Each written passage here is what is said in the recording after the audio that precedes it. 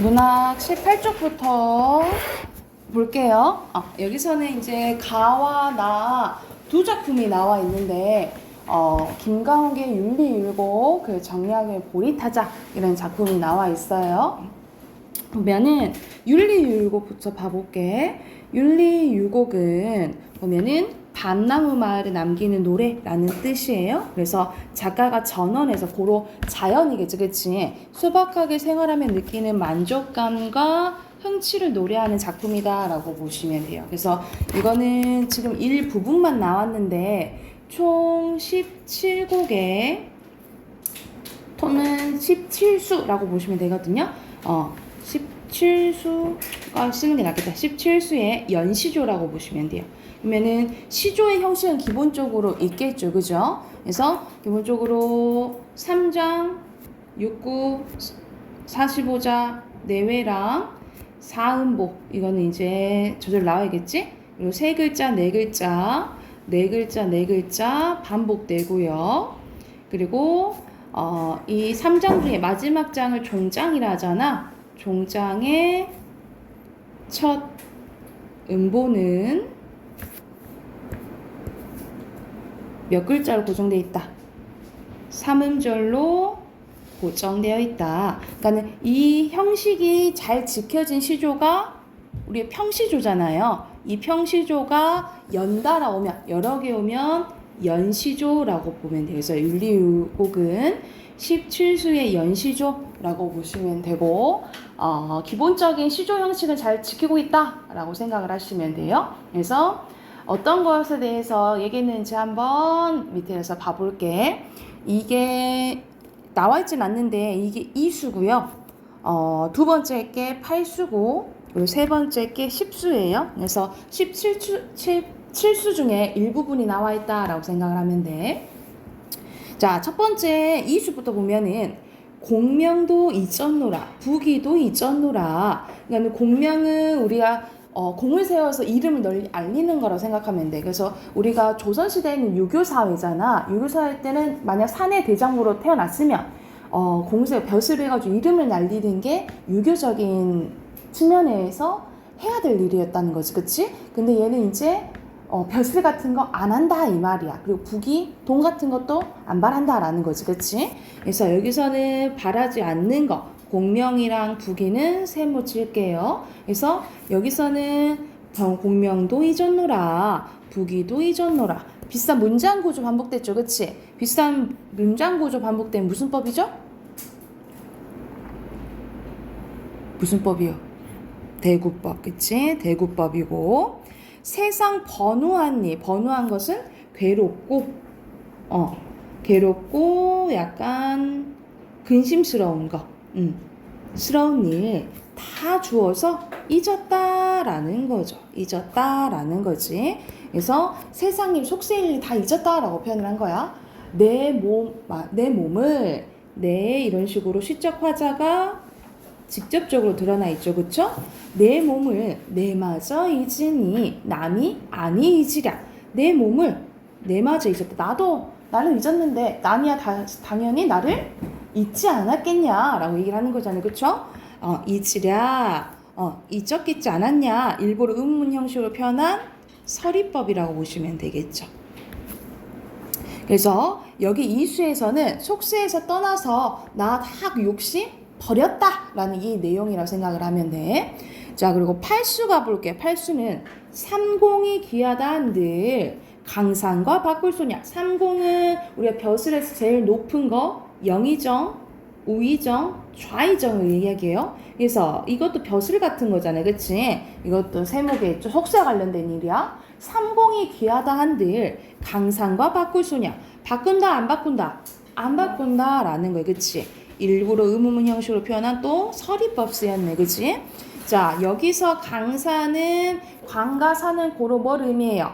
자연을 의미하죠, 그쵸? 근데 강과 산은 자연의 일부분이잖아요, 그치? 일부분과 속성으로 전체를 나타내는 것은 무슨 법이죠? 무슨 법이야? 명재야, 무슨 법이냐? 부분으로 전체 나타내는 거. 부분이나 속성으로 전체 나타내는 거 대유법이에요. 대유법. 그래서 여기서는 대유법이 쓰였다라고 보면 되겠죠. 그래서 나 이를 자연과 안 바꾼다라는 거야.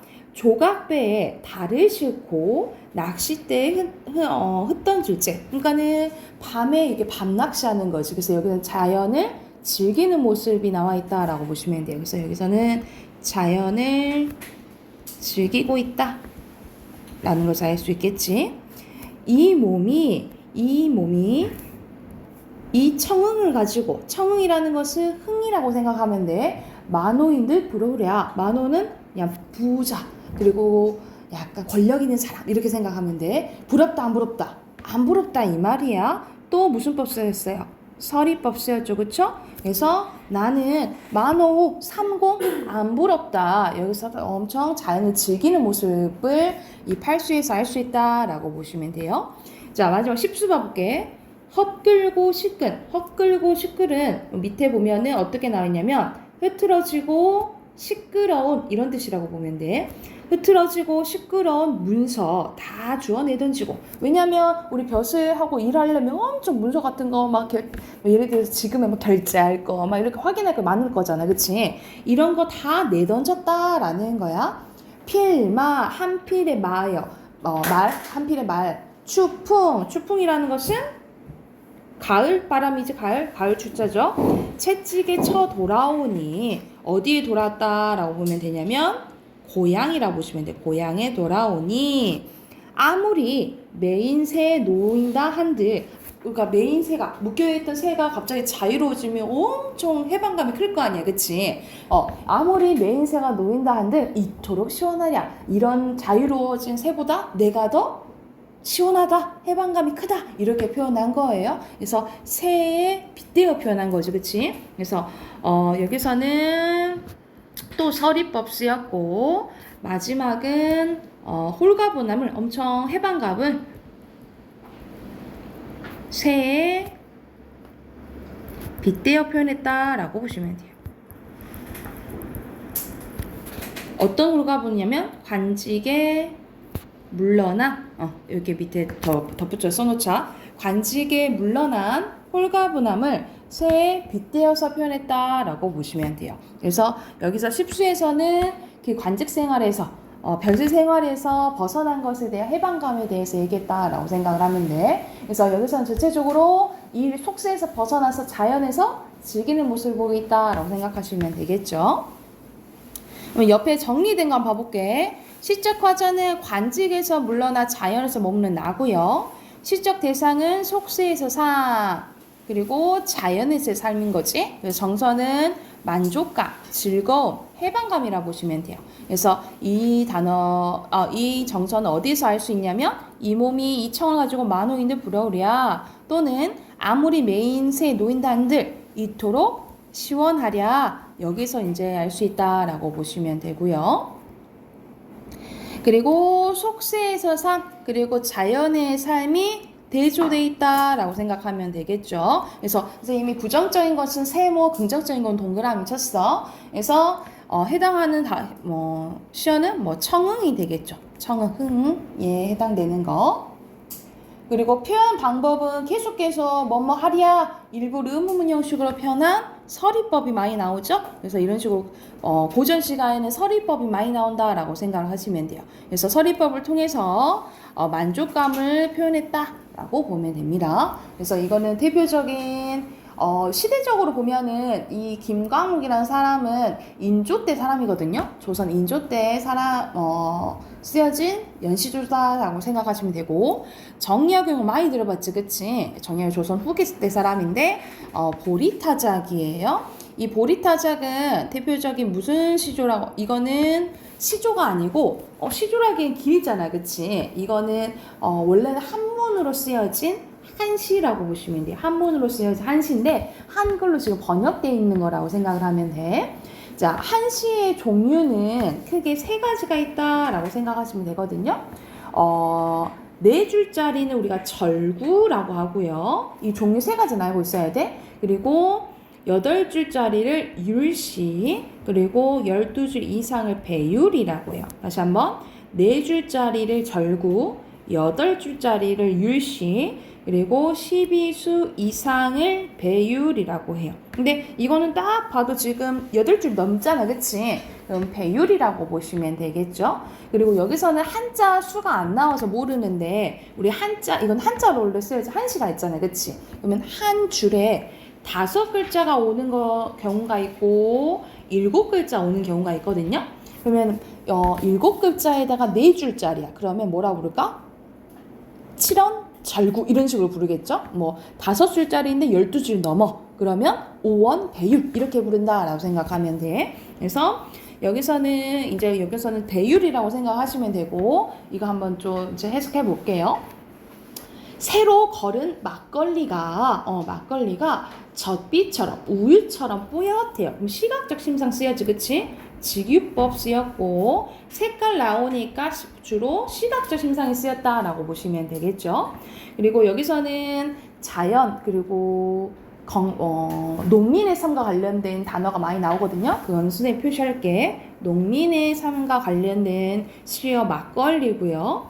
큰 사발에 보리밥을 먹는데 높이가 한자다라는 거야. 밑에 어휘풀이 보면은 한자는 30cm 이상 되거든요. 근데 밥을 왜 이렇게 먹었을까 사실? 그렇지 않잖아, 그치? 부풀려서 얘기한 거잖아요, 그죠? 그래서 여기서는 과장법 쓰였다라고 보시면 되고요. 과장법.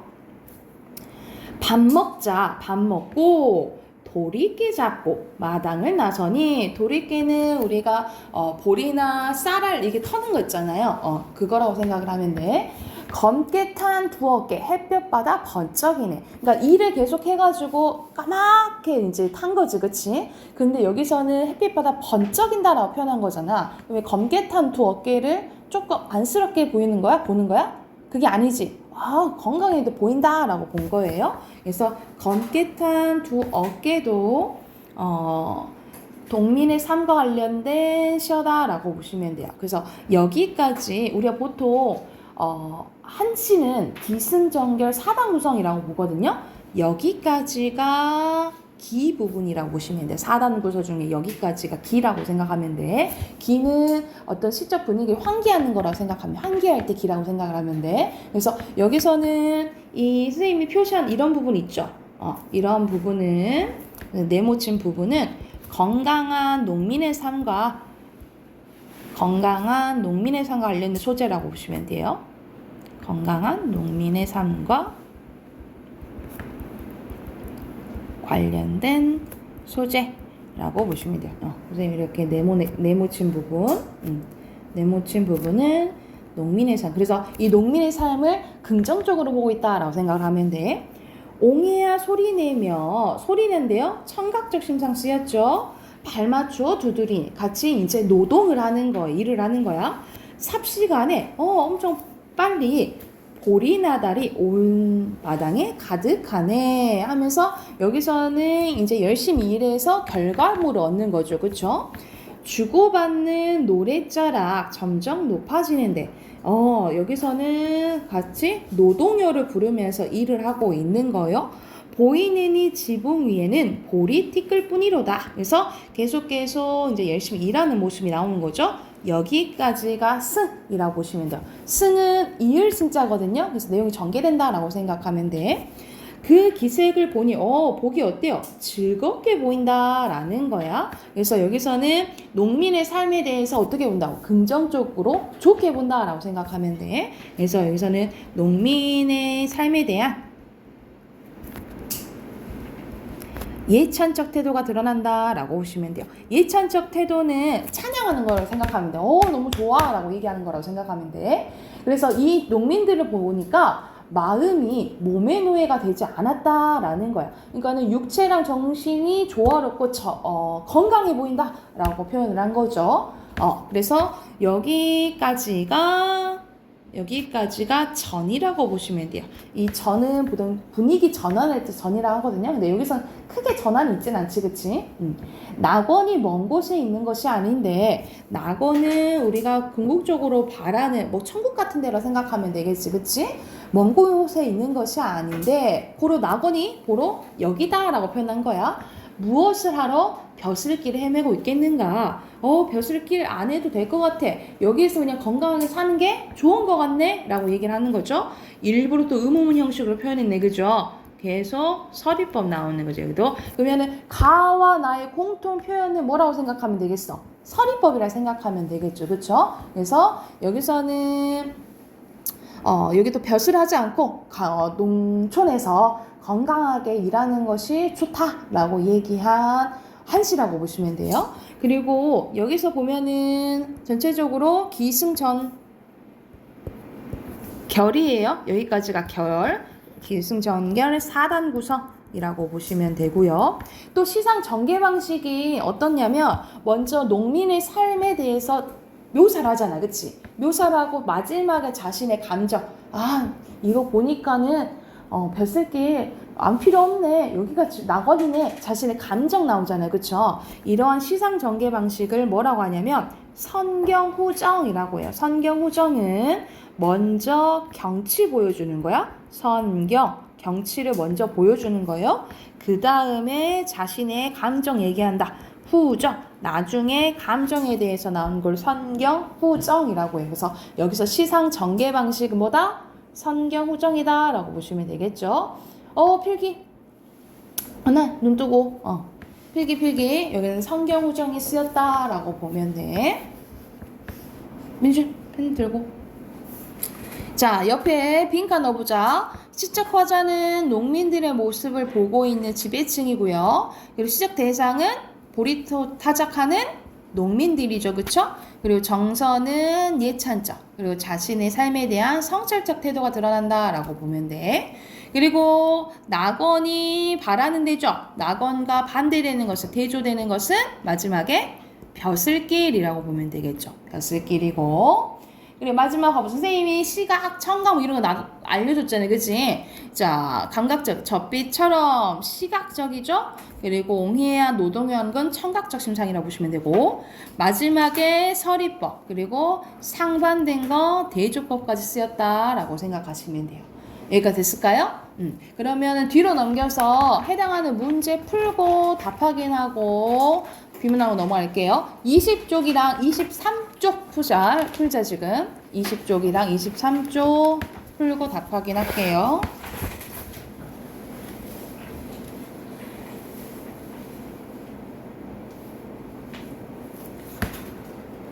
해봅시다. 답 확인해 볼게요. 20쪽. 1번에 여기서 공통점으로 적절한 것은 선생님이 얘기했죠. 난 서리법 쓰였다 했잖아요. 그죠? 그러면 5번이죠. 서리법에 대한 설명. 물음의 형식 사용했으니까. 그리고 2번에 적절하지 않은 것은 여기서는 앞에 보면은 디귿 부분은 검게 탄 어깨 그 부분인데 이건 화자의 모습이 아니고 농민의 모습이죠. 그죠? 2번에 3번이고 3번에 보면은 보기 잠깐 봐보자.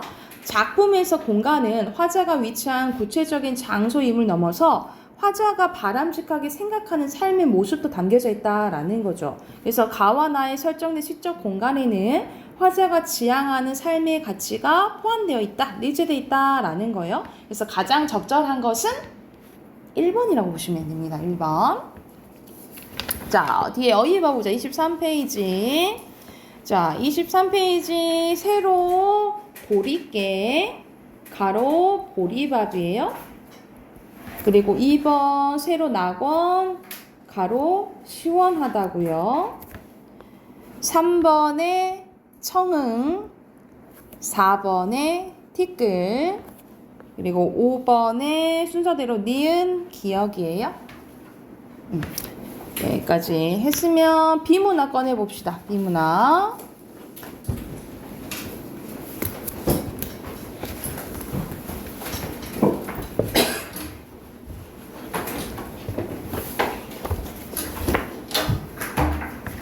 비문화 오늘 3대2 할 차례거든요. 24페이지.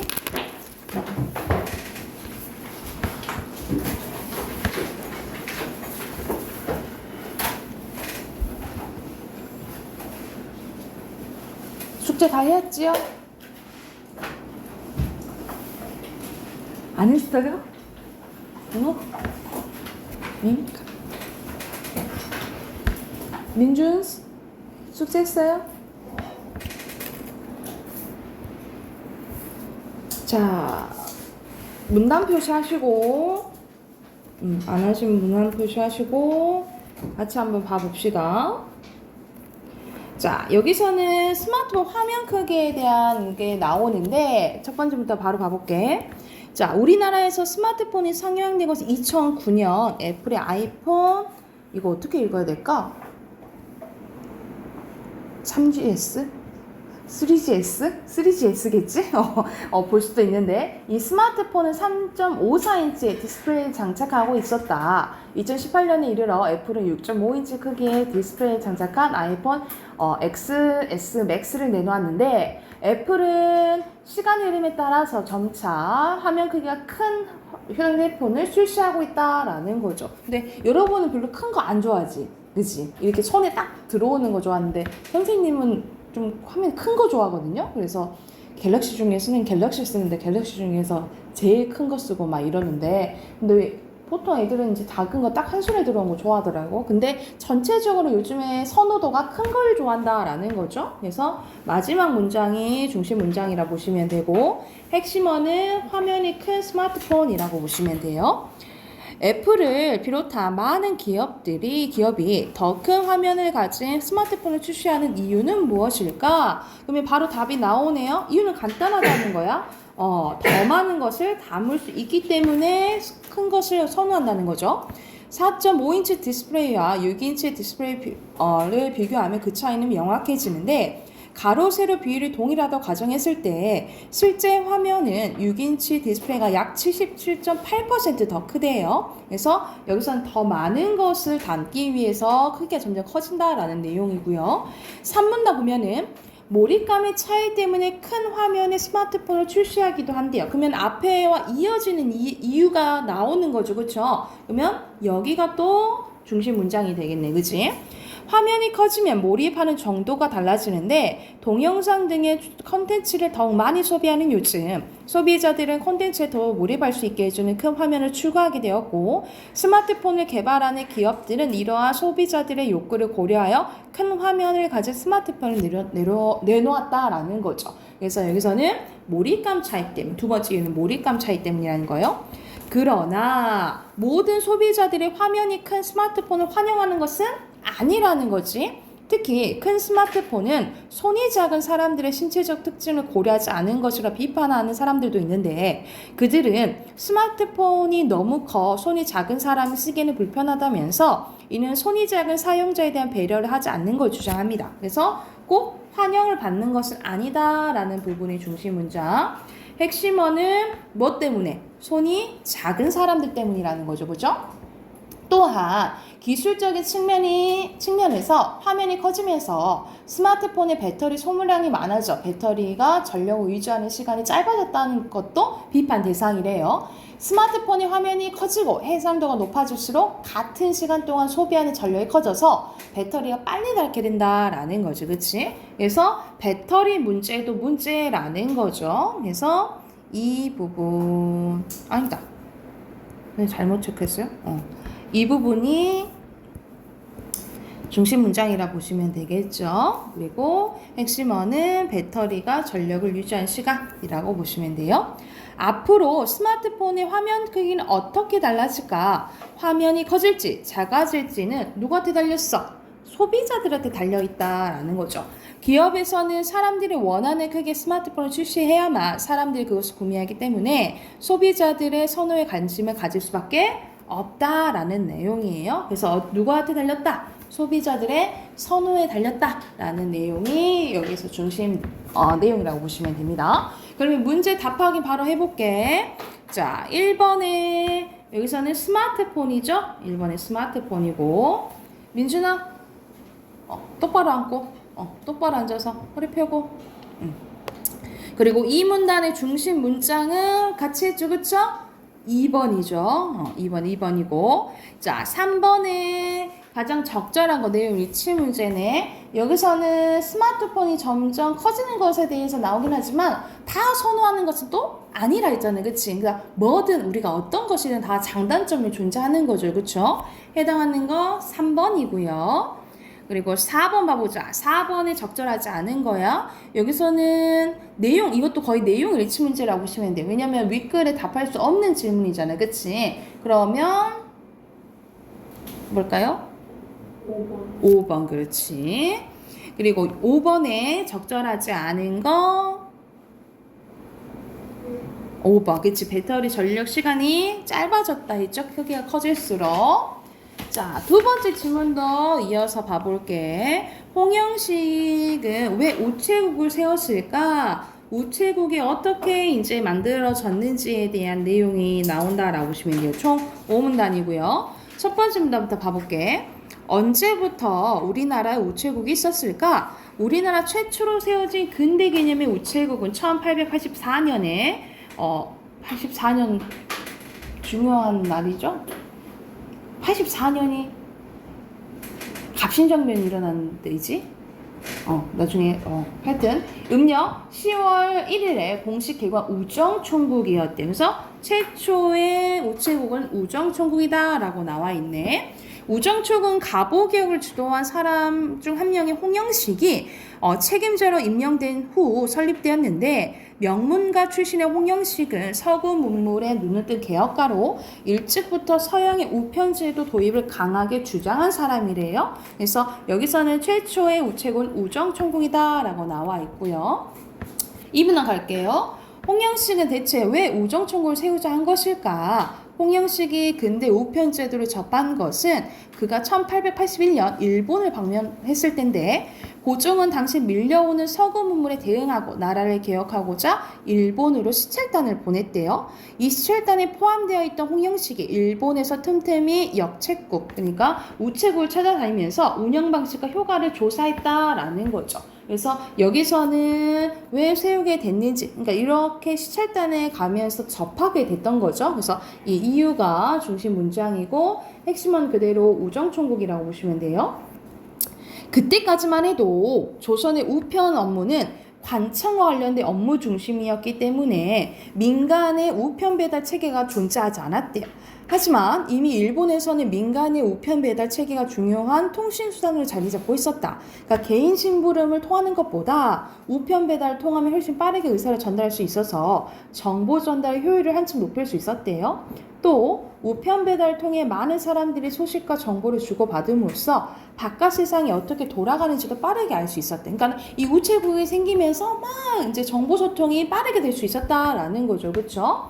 그래서 여기서는 민간 우편 체계 장점이 나와 있다라고 보시면 돼요. 그래서 장점이 두 가지여서 이 두 문장이 다 중심 문장이라 보시면 돼요. 그리고 여기서는 민간의 우편 배달 체계에 대해서 얘기를 한 거죠.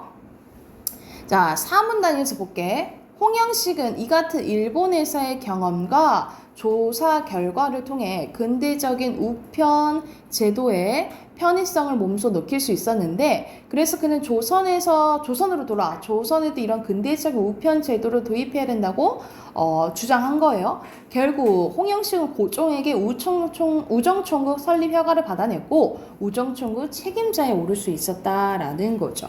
그래서 너무 좋으니까 조선에도 이런 게 있었으면 좋겠다라고 홍영식이 주장하게 된 거예요.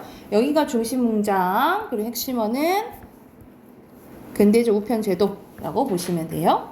마지막 5문단 가볼게요. 1956년부터 최신의 날이 제정되어 우정총국 개국을 기념하게 되었는데, 이 최신은 약간 뭐 통신 이런 의미라고 생각하면 돼. 이후 최신의 날은 정보통신의 날로 이제 바뀌게 되었고, 기념일도 4월 22일로 바뀌었대요. 그럼에도 여전히 우편 업무 종사자들은 이날을 기념하고 있었는데, 이는 근대적 우편 제도가 도입됨에 따라 우리가 편리한 생활을 할 수 있고 정보를 빠르게 습득할 수 있음을 기념하기 위한 것이라고 볼 수가 있습니다. 그래서 여기서는 기념하는 날에 대한 설명이어서 첫 번째 문장이 중심 문장이라고 보시면 돼요. 그리고 핵심어는 최신 날이라고 보시면 됩니다. 자, 그럼 문제 확인해 볼게. 6번에 근대적 개념의 최초의 우체국은 우정총국이라 했죠? 우정총국이고 우정총국이죠. 총국이었어. 우정총국이죠. 우정총국. 그리고 2번에 중심 문장 같이 했죠. 가장 적절한 것은 1번이고요. 그리고 8번의 내용 일치 문제예요. 알맞지 않은 것은 여기서는 우정총국이 최초의 민간이지 그 전에는 관청 업무라 했어. 이건 산문단에 나와 있죠. 그래서 알맞지 않은 것은 5번이에요. 그래서 민간이 아니고 관청 업무였다라고 했고, 윗글을 읽고 답할 수 있는 질문을 가장 적절한 것은 여기서는 4번. 네, 맞죠? 9번이 4번이고, 그리고 10번에 윗글을 읽고 난 후에 반응으로 적절하지 않은 건 오히려 개인 심부름보다 이게 더 효율적이라 했잖아요. 그쵸? 알맞지 않은 거 3번이 되겠죠. 뒤에 어휘 바로 확인해 볼게요. 어휘 1번에 디귿, 2번에 기역, 3번에 니은, 4번에 리을이고요. 그리고 5번에 2번, 6번에 1번, 7번에 1번, 그리고 8번에 2번이에요. 그리고 9번에 개국하다, 그리고 10번에 문물, 11번에 서구, 12번에 장착하다예요. 장착하다. 그리고 13번에 출시한 건 내놓은 거죠. 그리고 몰입하는 건 빠지는 거, 습득하는 건 배우는 거죠. 이해가 됐을까요? 그러면 우리 문법 꺼내봅시다. 문법 꺼내세요. 122쪽 펴시면 됩니다. 122쪽.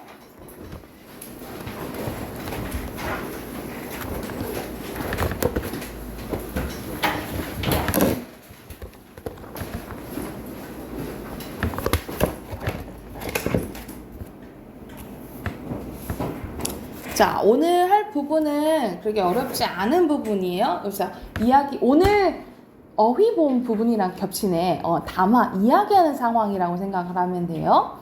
민주, 똑바로 앉고, 똑바로 앉으세요.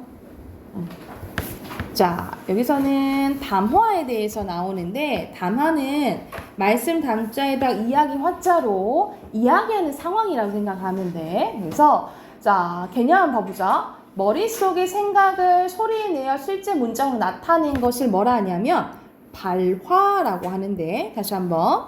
자, 머릿속의 생각을 소리내어 실제 문장으로 나타낸 걸 발화라고 해요. 그러니까 선생님이 예를 들어서 가연아 이렇게 불렀잖아. 가연아가 발한 거야. 그러면 가연이가 네 하겠죠? 이게 발화가 연속되는 거라 생각하면 돼. 이렇게 발화가 연속되면 뭐가 되는 거예요?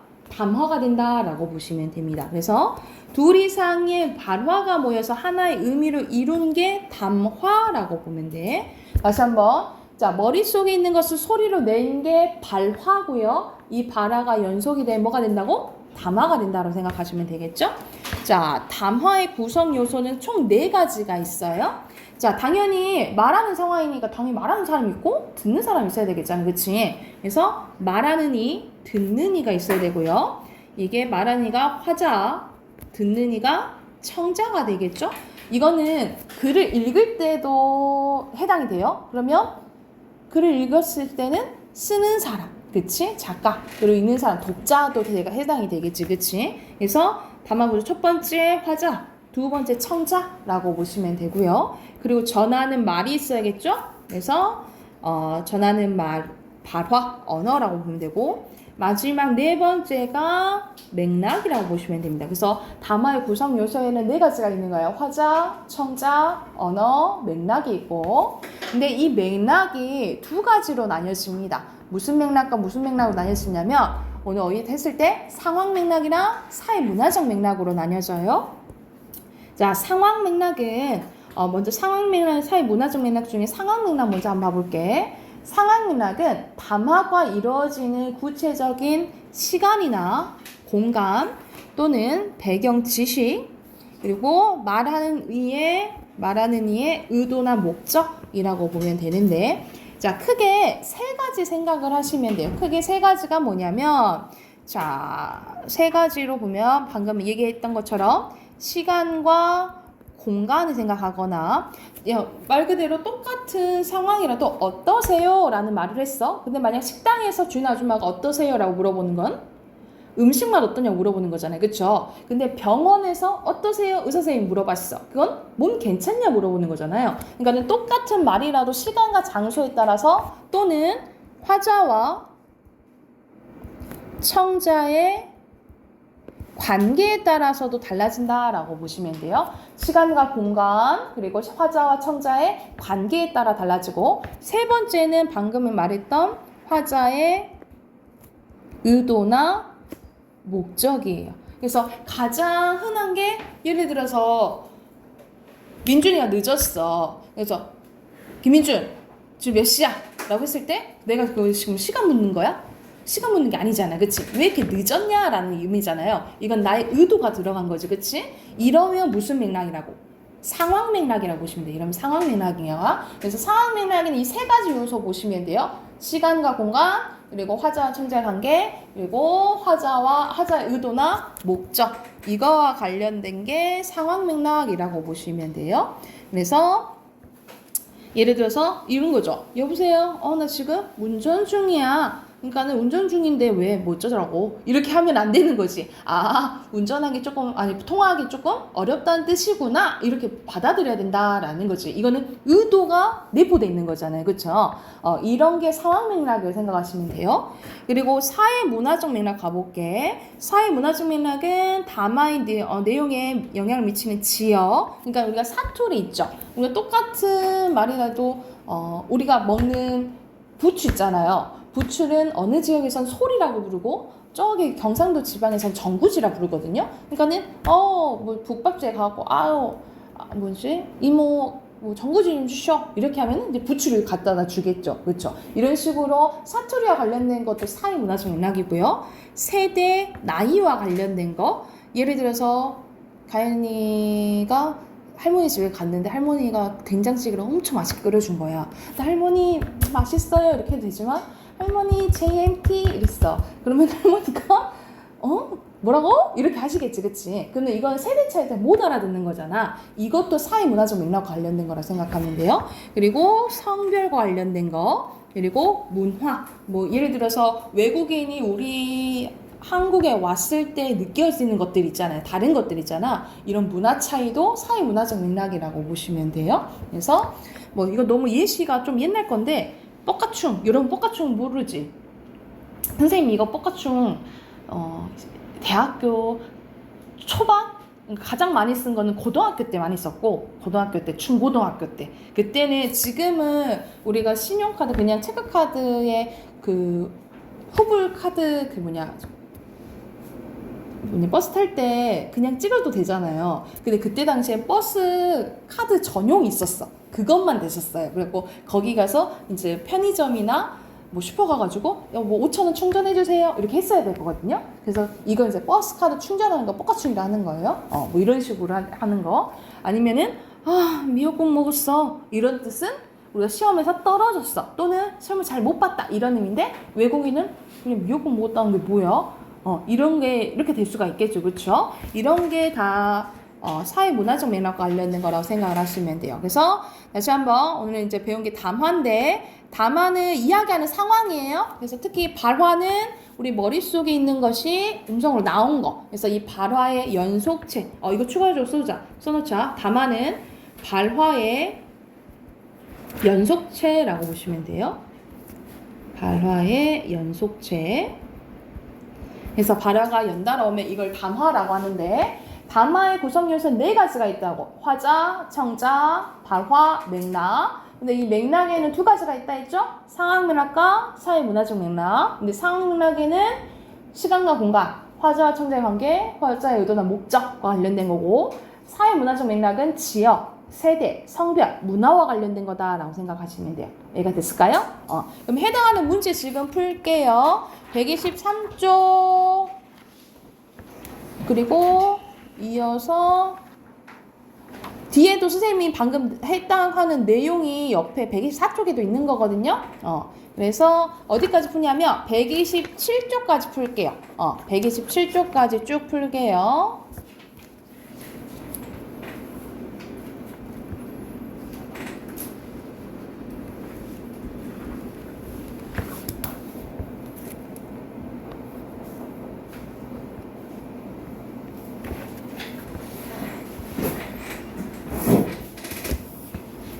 답 확인해 볼까요? 123쪽 답 확인하고 끝내줄게요. 1번에 발화, 2번에 담화, 3번에 맥락, 4번에 상황 맥락이죠. 그리고 5번에 사회, 문화적 맥락. 그리고 여기서는 OX 하는 거죠. 태연의 발화를 듣는 은진이 맞고, 그리고 구체적인 봉사활동 장소 묻는 거 맞죠? 그리고 모르고 있어요? 아니죠? 그리고 여기는 순서대로 X 짝대기 표시하시면 됩니다. 그리고 125쪽 갈게요. 125쪽에 순서대로 X 하나만 갖는 거 아니에요? 그리고 5예요. 그리고 4번 순서대로 짝대기 X고요. 그리고 7번에 아니죠? 이거는 왜 늦었냐라는 의미잖아요. 그치? 그리고 5. 그리고 변변 찾네요. 정말 그렇네요. 이래서는 안 되겠지? X죠.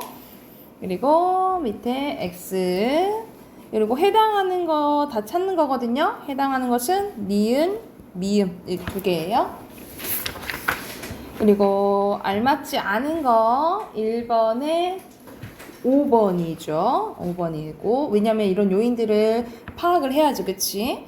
그리고 2번에 알맞지 않은 거 3번이죠. 그리고 3번에 알맞지 않은 거 5번. 뭐 이상한 거 있으면 얘기하세요. 그리고 4번에 알맞은 거 이거는 세대와 높임 표현과 관련된 거죠. 5번이고요. 5번에 알맞지 않은 거 1번이고요. 약속 아니고 정보 제공이겠죠. 그리고 6번의 순서대로 맥락, 의도고요. 그리고 7번에 가리키는 이그저 뭐 이런 같이 씌워가는 거야. 어디? 거기 이렇게 하면 되겠지. 여기까지 됐을까요? 네, 여기까지 하고 내일 이어서 할게요.